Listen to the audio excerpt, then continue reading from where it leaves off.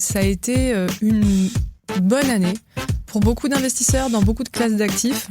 Et j'ai un peu envie de dire contre toute attente, puisque avec ce deuxième mandat de Trump et Liberation Day, donc Trump qui décide d'imposer des tarifs douaniers à globalement toute la planète, mais donc une année qui devrait plutôt être bonne pour beaucoup d'investisseurs sur beaucoup de classes d'actifs, que ce soit les actions internationales, les actions européennes qui font un très fort retour cette année, mais même pour ceux qui auraient investi dans le Bitcoin ou l'or, et même sur la partie obligataire.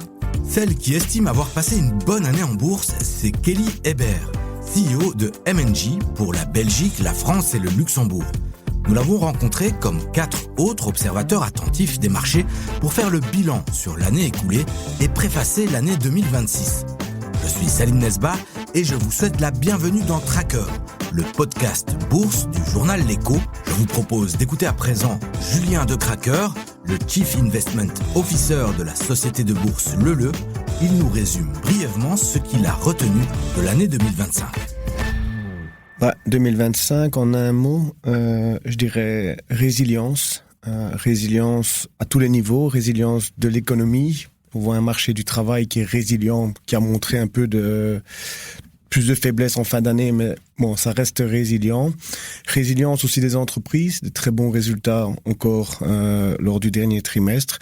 Et résilience des investisseurs qui sont restés investis et qui ont participé au mouvement haussier des marchés sur cette année 2025. Même question à Olivier Pauwels, responsable de la stratégie multi-asset chez BlackRock. Le micro devient la macro, donc le contexte microéconomique influence la situation macroéconomique, c'est-à-dire les investissements massifs en intelligence artificielle estimés entre 5 et 8 trilliards de dollars d'ici 2030 qui se font au niveau microéconomie. Toutes ces valeurs technologiques qui investissent massivement va influencer la situation macroéconomique, que ce soit en termes de croissance, en termes de l'évolution de l'inflation, mais aussi en termes de la direction des banques centrales. C'est au tour de Paul Jackson, responsable de la recherche chez Invesco, de nous résumer son année 2025. C'était une année avec une certaine volatilité, mais quand même, ça a été une belle année. Si on regarde le retour sur investissement sur la plupart des classes d'actifs mondiales, les retours, ils ont été positifs et dans certains cas, très très positifs. Donc, une belle année, je crois. Enfin, 5e et dernier intervenant à jeter un coup d'œil dans le rétro, Stéphane Denis, gestionnaire de portefeuille chez Lombard Odier. Alors pour moi, le mot-clé, c'est l'adaptabilité. On l'a vu au terme des sociétés, lorsque le plan tarifaire de Trump avait été annoncé début avril. Beaucoup de sociétés se sont mis à changer leur chaîne d'approvisionnement. Aussi pour nous, en tant que gestionnaire, ça a nécessité pas mal d'interventions et changements, parce qu'il y avait une dispersion énorme au sein de différentes actions et classes d'actifs. Et aussi, je pense aux sociétés technologiques, avec la révolution de l'intelligence artificielle, où un update ne se fait plus chaque 6 ou 9 mois, mais presque journalier.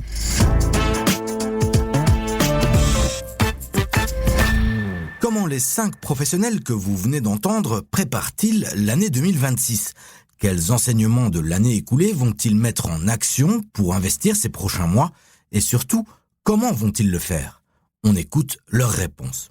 2025, c'est vraiment l'année du retour en force de la gestion active qui permet notamment dans ces phases de volatilité très forte de rentrer et de faire des choix sélectifs puisque le marché a fait réellement des discriminations sectorielles, régionales.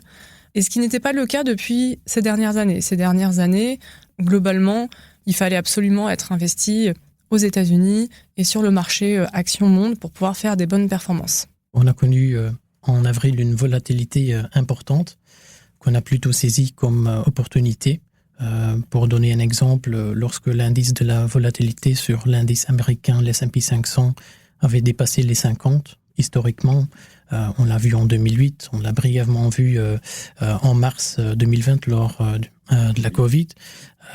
C'est des moments d'achat opportunistes pour des actifs risqués, ce qu'on a aussi fait au sein de nos stratégies.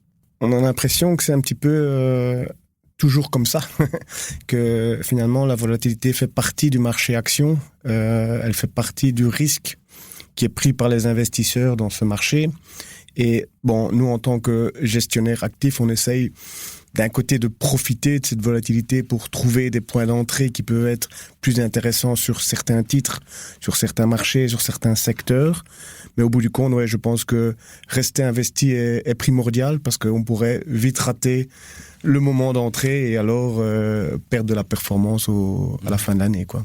Oui, ça intervient aussi si on prend une échelle un peu plus longue. Après le Covid, les jeunes investisseurs ou les particuliers souvent disaient oui, mais les gestionnaires d'actifs, ils prennent beaucoup de frais. Là, on voit quand même sur ces 2 dernières années que la gestion active, c'est un métier et ça donne des résultats. Ouais, un stock picking peut être aujourd'hui plus compliqué parce qu'on voit que les indices sont très concentrés. On voit notamment aux États-Unis avec ces grandes capitalisations technologiques qui font une grosse partie de l'indice S&P aux États-Unis. Donc on voit que finalement aussi les gestions passives ont réussi à tirer leur épingle du jeu ces 2-3 dernières années. Est-ce que ça sera encore le cas? Et donc ça c'est un risque pour les prochains mois et les prochaines années. Est-ce qu'il y a cette concentration sur les marchés actions? Mais voilà, s'il y a un problème sur ce titre technologique, est-ce que ça va tirer aussi le marché vers le bas? Et là, la qualité du gestionnaire actif va être très importante d'aller vraiment se positionner, se diversifier sur différents secteurs ou différentes régions, quoi. N'oublions pas quand les marchés des actions, par exemple, font plus 20% sur une année écoulée, c'est vrai que ça se fait jamais en une ligne droite. Il peut y avoir des moments d'hésitation de la part d'investisseurs, il peut y avoir quelques jours de baisse, mais finalement, quand on fait l'état sur l'année 2025, elle a été très positive pour les investisseurs actions, mais il faut être attentif au fait que le marché devient un peu plus concentré. Quand on regarde par exemple les actions américaines, c'est vrai que ces valeurs technologiques prennent une place beaucoup plus importante comparée à il y a 5 ou 10 ans. Mais aujourd'hui, en 2025, on a quand même observé, de nouveau pour ces actions américaines, que la hausse du marché américain a été combinée avec une hausse des revenus de ces entreprises, des profits de ces entreprises a également augmenté. Donc les deux se sont balancés, donc on ne peut pas parler d'une énorme augmentation de la valorisation des titres américains, par exemple. Je pense qu'il peut y avoir plus d'inflation en 2026 qu'en 2025. Et il est vrai que les taux d'inflation restent supérieurs à 2%, qui est le cible pour la plupart des banques centrales dans le monde développé. Donc l'inflation était à la baisse, il y avait une tendance baissière depuis quelques années, mais on n'a pas atteint le 2%. Et avec une économie mondiale que j'estime qu'il y aura une réaccélération économique en 2026, avec cette réaccélération, avec une accélération des masses monétaires, je pense qu'il y a une possibilité d'une augmentation d'inflation. Et malheureusement, avec une augmentation d'inflation, les choses deviennent plus difficiles pour les marchés financiers. Pas de panique. On ne voit pas une panique vers une récession pour les prochains mois. On ne voit pas non plus, ça risque d'être volatile, il risque d'avoir une pression aussi mise par peut-être l'inflation qui commence à remonter. Donc là, ça va jouer un petit peu sur cette croissance. Et finalement, quels sont les outils aussi de la politique monétaire, que ce soit de la Fed aux États-Unis ou en Europe. Donc, il faudra suivre ça avec attention dans les prochains mois, quoi. Je pense que les diversificateurs du portefeuille deviennent plus compliqués. Historiquement parlant, on regarde souvent les obligations et les obligations d'État comme étant le moteur de diversification dans un portefeuille diversifié. On a vu en 2025, et finalement c'est pas nouveau, que ces titres à revenus fixes restent une partie du portefeuille qu'il faut repenser. Il faut réfléchir à nouveau comment diversifier son portefeuille d'investissement. On a vu en 2025 que l'or a pu jouer ce rôle, mais on voit d'autres stratégies comme les alternatives liquides, les marchés privés qui pourraient maintenant jouer ce rôle pour bien diversifier le portefeuille de l'investisseur. Sur le private equity, avec la remontée des taux, il y a eu une vraie question sur les niveaux de valorisation. Est-ce que les sociétés sont correctement valorisées dans les portefeuilles? Et il y a moins de ventes. Donc, les fonds de private equity sont obligés de rallonger la durée de vie. Et du coup, il y a moins de retour sur investissement. Le cash ne revient pas aux investisseurs. Et donc, les investisseurs qui normalement utilisaient ce cash pour réinvestir ces fonds de private equity, ne peuvent pas, entre guillemets, réutiliser cet argent. Donc, a priori, nous, pour 2026, on s'attend plutôt à, de manière en tendance, des expositions au private equity qui devraient continuer à baisser un petit peu, en faveur très fortement de la dette privée, qui, là, a encore de beaux jours devant elle, et notamment en Europe. Si on continue à avoir des flux vers les actions européennes dans sa globalité et avec une croissance recherchée et bien ciblée auprès de certaines thématiques industrielles ou au niveau des matériaux ou au niveau aussi technologique en Europe, on peut effectivement avoir une allocation qui est plus importante. Peut-être aussi pour l'immobilier, si on voit une côté en bourse, si on voit une stabilisation graduelle. Et pour sauter un petit peu à la partie obligataire, on voit aussi des opportunités dans des obligations convertibles qui sont souvent émis aussi par des sociétés de moyenne taille, justement, et où il y a un bon mixte entre avoir un certain rendement garanti à travers le coupon, mais aussi d'avoir une certaine opportunité à travers le cours sous-jacent de l'action qui peut grimper. Tous les investisseurs, pas que les jeunes, ont bien profité du boom technologique. Je ne suis pas en train de dire que ça va s'arrêter. Ce que j'ai envie de dire, c'est que très probablement, il risque d'avoir une petite correction qui vienne de là. On risque d'avoir des attentes de rentabilité qui soient moins élevées qu'aujourd'hui, qu'initialement pensé. Et donc, je pense que se diversifier est très important. Je pense qu'il faudrait essayer maintenant de regarder, quels sont d'autres moyens d'investir et est-ce qu'il y a d'autres secteurs ou d'autres régions qui pourraient être intéressantes. Donc, c'est exactement ce qu'on fait dans notre portefeuille, quoi.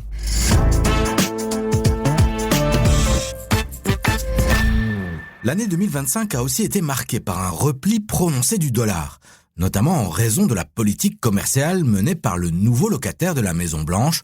On vous l'a déjà dit dans le podcast Tracker, un dollar plus faible rend des classes d'actifs ou des zones géographiques plus intéressantes, comme investir dans les pays émergents par exemple. Est-ce que ce mouvement va se poursuivre en 2026 et comment va évoluer l'allocation du capital des professionnels de la finance? Réponse de nos spécialistes. On reste constructif en termes de prise de risque, ce qui veut donc dire qu'on sera surpondéré les actions pour commencer l'année 2026. Vous parlez de l'Europe, on est constructif sur l'Europe.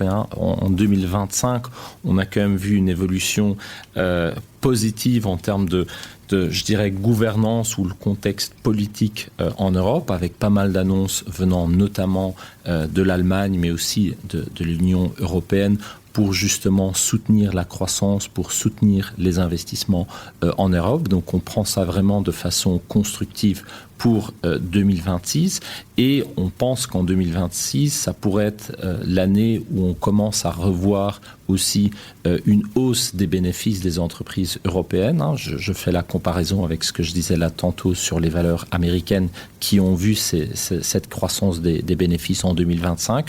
Peut-être qu'on pourrait voir ça maintenant enfin en 2026 en Europe.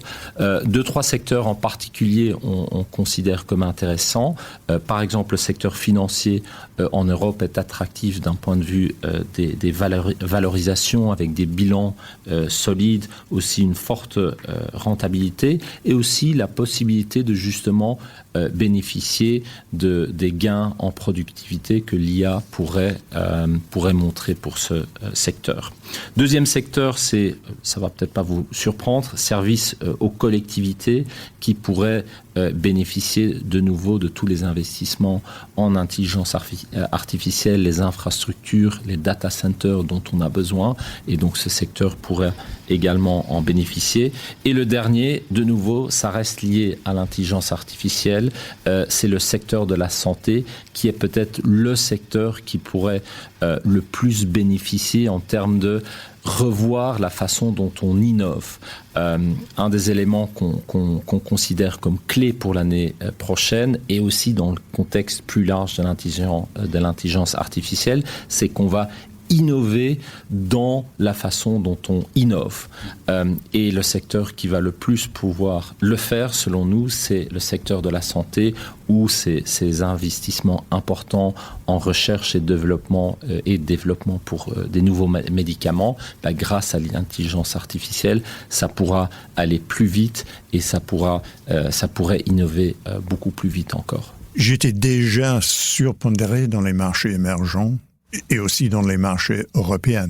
Ça, c'était les deux régions où, en regardant toutes les classes d'actifs, où j'étais surpondéré en Europe et dans les marchés émergents. Peut-être la situation économique et politique aux États-Unis, comme je l'avais dit tout à l'heure, ça approfondit l'idée, ma conviction qu'il fallait éviter le dollar et peut-être les actions américaines parce que c'était aux États-Unis où il y avait, à mon avis, le plus de risques de récession. Et une récession, c'est jamais quelque chose de positif pour les actions.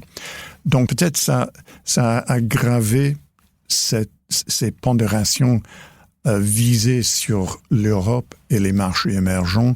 Et parmi les actions, par exemple, je suis très positif sur le marché chinois depuis quelques années. Donc, la pondération est au maximum dans mes allocations modèles dans la Chine. Donc, ça veut dire que je suis assez positif sur les marchés émergents parce que la Chine est très importante dans ces indices. Et aussi, il y avait des développements en Europe depuis le début de l'année, quelque part à cause de Donald Trump. Quand on parle de la défense, les dépenses militaires, mais aussi un grand changement en Allemagne en termes de leur attitude envers la dette.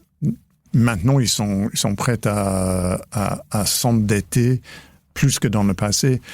Donc, il y aura des dépenses militaires, mais aussi des investissements dans l'infrastructure. Mmh.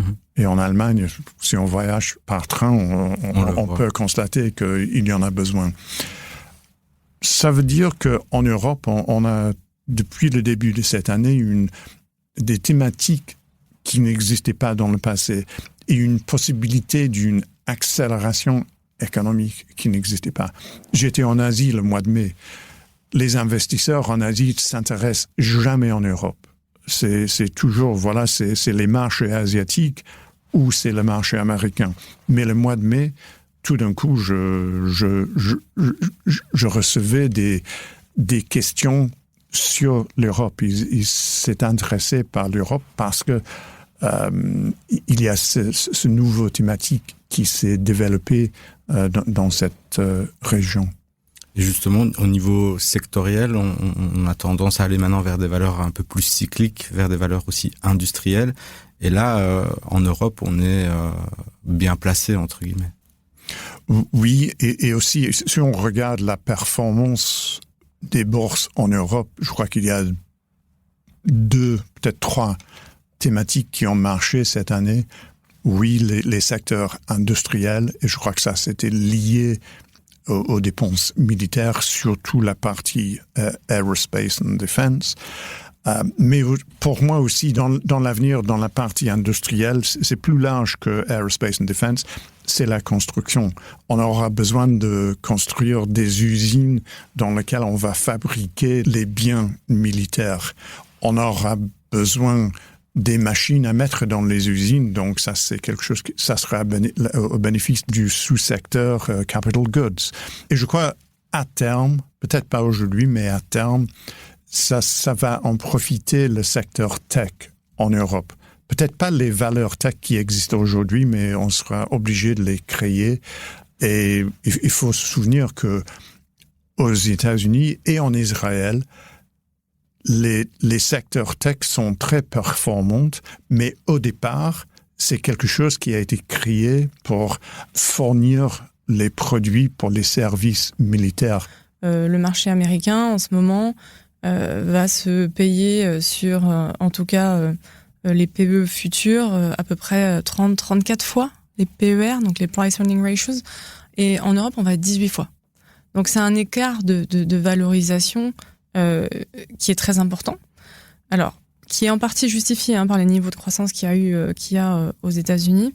Mais en Europe, on est assez positif sur les points d'entrée que ça représente et surtout sur les capacités des sociétés à créer de la croissance de bénéfices. Et d'ailleurs, on a des statistiques qui montrent que pour la première fois depuis longtemps, en 2026, 2027 et 2028, la croissance des bénéfices en Europe devrait être de l'ordre de 10 à 15%. Ce qui n'a pas été vu depuis un petit moment, et on serait quasiment finalement au même niveau que aux États-Unis. Donc oui, on voit encore beaucoup d'opportunités en Europe sur des petites et moyennes valeurs, puisque là, elles sont davantage en retard que les large cap.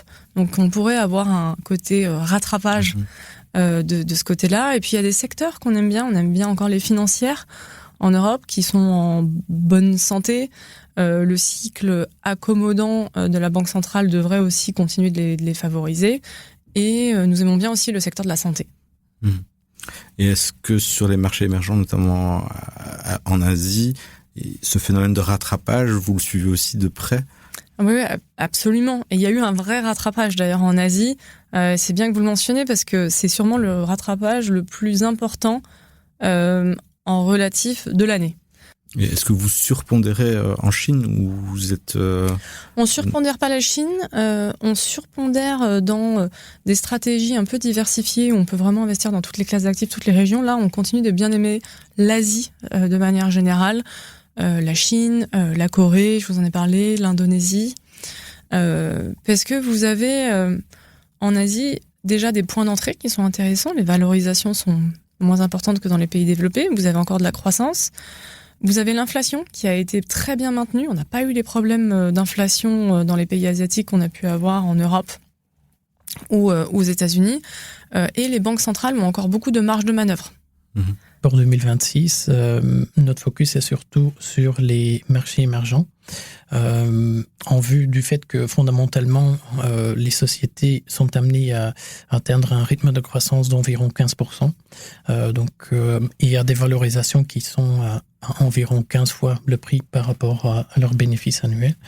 Donc, en termes de rendement risque, c'est très intéressant.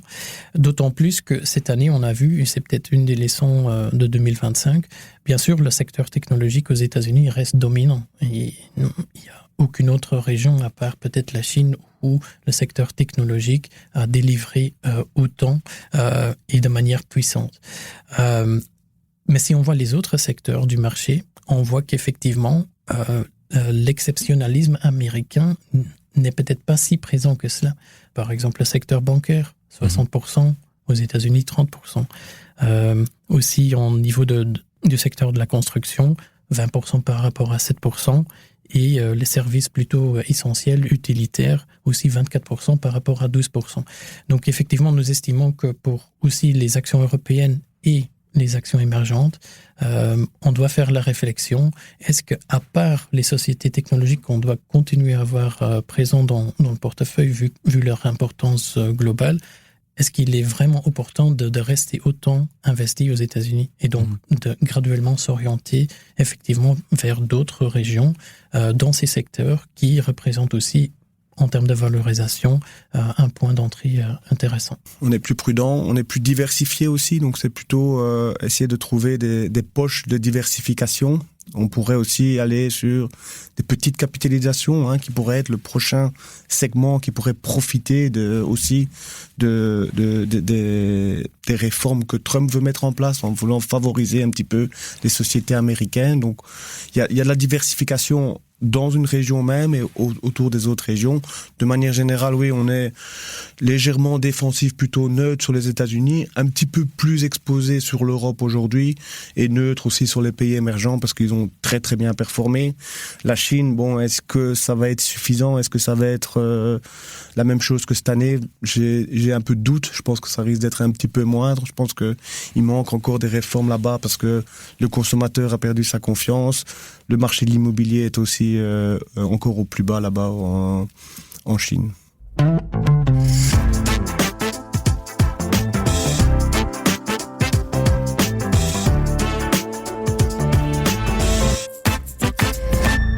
On termine ce podcast avec une question bien simple.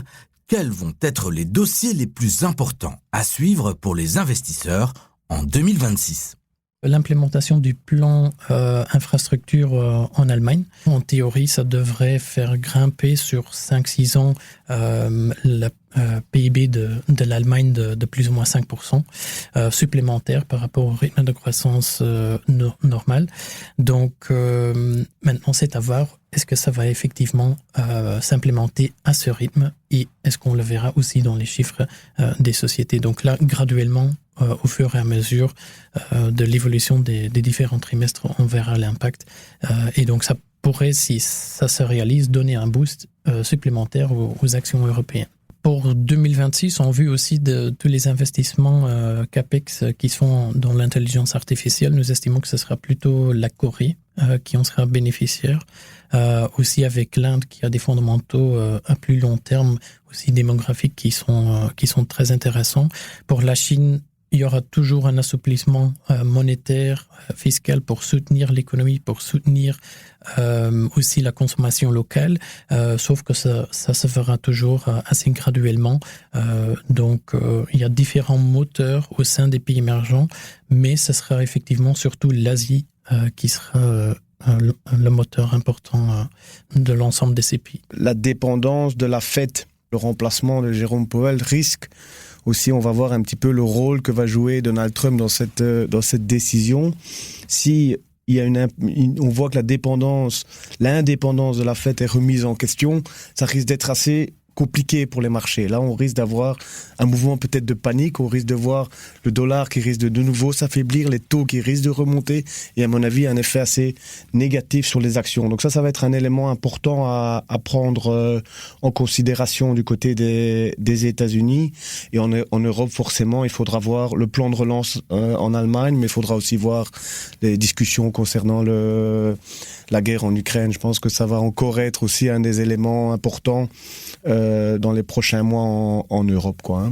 Le secteur mondial le plus performant était Metals and Mining, soutenu par le prix de l'or. Mm-hmm. Et pour l'année prochaine, je crois que ça sera toujours le cas, mais pas à cause du prix de l'or.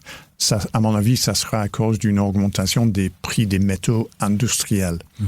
Une accélération mondiale de l'économie mondiale doit soutenir les prix des comos industriels, énergie et métaux industriels. De nouveau, 2026 va être riche en événements.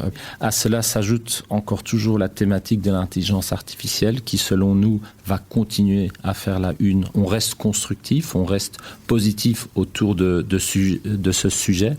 Mais en effet, la question clé va être de voir tous les investissements qui doivent se faire aujourd'hui, qui se font donc en début de cycle, en début de période, où vont se trouver les revenus, qui forcément se trouvent plutôt à la fin de la période, à la fin du cycle. Et ce n'est pas dit que les investissements qui sont aujourd'hui faits majoritairement par les entreprises technologiques que les revenus se trouveront aussi dans le secteur technologique. Ça pourrait se trouver dans d'autres secteurs, notamment secteur de la santé qu'on aime bien aussi. Et donc, il faudra suivre cela de très très près pour pouvoir essayer. De là aussi, comme vous le disiez là tantôt, la gestion active va être important pour pouvoir détecter le plus rapidement possible où se trouvent les entreprises qui vont bénéficier, qui vont générer des revenus sur investissement en IA. Et on le voit, on l'a vu la semaine passée, on l'a vu avec Broadcom, Oracle, que parfois il y a certains arbitrages qui doivent être faits le jour même. Donc on est dans un environnement aussi où le marché va scruter ce que les entreprises IA vont pouvoir délivrer. On est aussi dans un contexte où on se pose aussi la question sur qu'est-ce que ça va amener aussi en gain de productivité dans nos sociétés.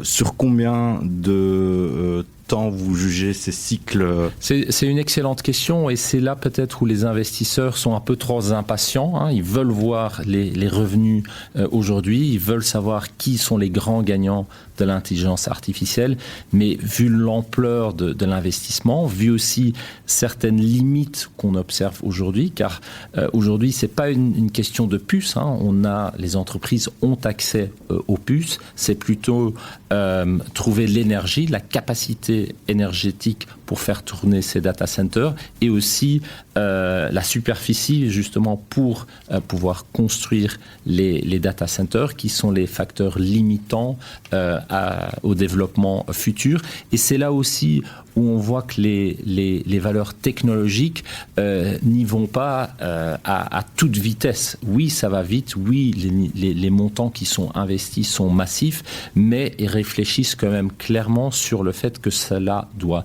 générer des revenus sur un temps relativement raisonnable. Et pour répondre concrètement à la question, nous on pense que les revenus vont être visibles entre maintenant et les 5 à 10 prochaines années. Donc ça va être le cycle d'investissement. C'est pour cela aussi que finalement on voit ces valeurs technologiques s'endetter aujourd'hui pour financer ces investissements, tandis qu'en fait les cash flows, le cash, les réserves sont là, sont disponibles sur les bilans de ces entreprises, mais en finançant les investissements, ils peuvent mieux matcher en fait le moment où tous ces investissements vont commencer à générer des revenus. Je pense que le point de vigilance, ça va être la croissance américaine et la direction de la tech américaine. On reste globalement plutôt positif sur le fait qu'il n'y aura pas de récession de ce côté-là du monde. Mais encore une fois, les choses peuvent changer vite. Alors, je ne peux pas faire officiellement de conseils en investissement. En revanche, d'expérience, il y a ce qu'il faut surtout pas faire. Et ce qu'il faut surtout pas faire, c'est tomber amoureux d'un titre ou d'une classe d'actifs. Parce que ça peut vraiment changer très très vite. Pour des raisons aussi bien macroéconomiques que microéconomiques. Donc, surtout, continuer de tout le temps diversifier. C'est bien de suivre l'actualité, c'est bien d'être passionné par un secteur, et je comprends notamment toute cette nouvelle génération qui peut se retrouver complètement passionnée par la technologie, l'intelligence artificielle, mais attention, vous êtes sur des niveaux de concentration sur ce secteur-là qui sont très très importants. Ça continuera de croître, et on en est au début, mais surtout, diversifier les titres dans lesquels vous investissez, diversifier les régions, diversifier les secteurs. Si vous faites que des actions, faites-le au moins pour 10 ans et gardez quand même toujours une poche qui sera un peu plus liquide, soit avec du monétaire ou de l'obligataire. Mais donc mon mot d'ordre, ça sera vraiment diversifier. C'est ici que se termine notre podcast de la semaine, le dernier de l'année. N'hésitez pas à réagir ou à entrer en interaction avec nous en nous écrivant à l'adresse podcast@leco.be ou en rejoignant le groupe Facebook Les Traqueurs de l'Éco. C'était Salim Nesba au micro et Julie Garrigue à la réalisation pour Tracker, le podcast bourse du journal L'Écho. Toute notre équipe vous souhaite d'ores et déjà de joyeuses fêtes et on se retrouve en 2026 pour continuer à parler de vos investissements.